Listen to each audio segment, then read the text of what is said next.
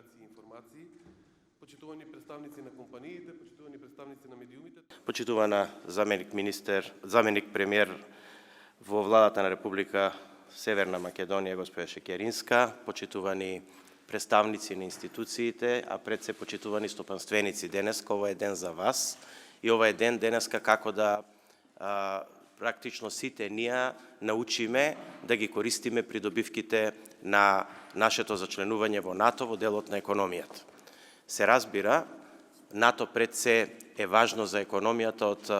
две фундаментални причини, а тоа се дека за развојот на било која економија и за развојот на инвестициите и за охрабрување на сите инвеститори, без разлика дали се странски или домашни, да продолжат со своето инвестирање во нашата држава, е важно да има владење на правото, но исто така е важно да знаат дека тоа го прават во стабилна држава. НАТО е секако една голема гаранција за стабилност на државата и нашето зачленување во НАТО секако охрабрува да сите инвеститори имаат чувство, но не само чувство, него и сигурност дека нивните инвестиции ќе бидат заштитени и тоа самото по себе прави економија.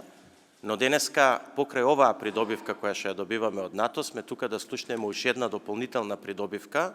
која што мислам дека треба нашите компании да ја препознаат како голема шанса и можност за зголемување на нивните деловни активности, а тоа е придобивката што со станување полноправна членка на НАТО, што очекуваме дека ќе се случи во најскора иднина,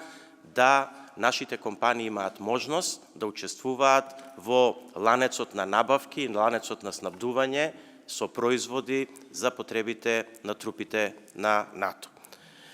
Практично со ова ни се отвара една голема можност да учествуваме на тендерските постапки, за кои што денеска треба да разбереме пред се како можеме да пристапиме кон овие агенции, кои што се задолжени во рамките на НАТО тоа да го прават, и да ние како компании од нашата држава испорачаме услуги и добра за НАТО алијансата. Сакам да кажам дека се работи за еден значителен буџет, кој што се мери во милиарди евра, и тоа во едната агенција 3,5 милиарди, во другата 1,5 милиарда евра,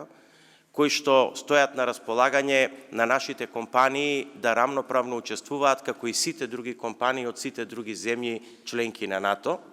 и тоа е голема можност. И таа голема можност треба да ја искористиме,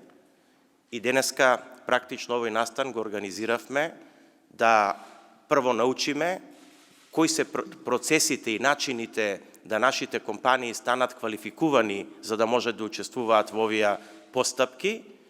а потоа да видиме и што е тоа што нашата економија може да понуди.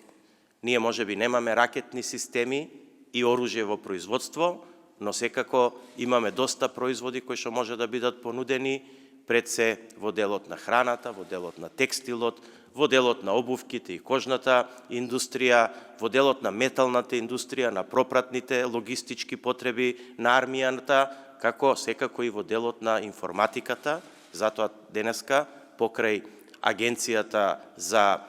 поддршка и набавки е и Агенцијата за информатика и комуникации, значи во рамките на НАТО.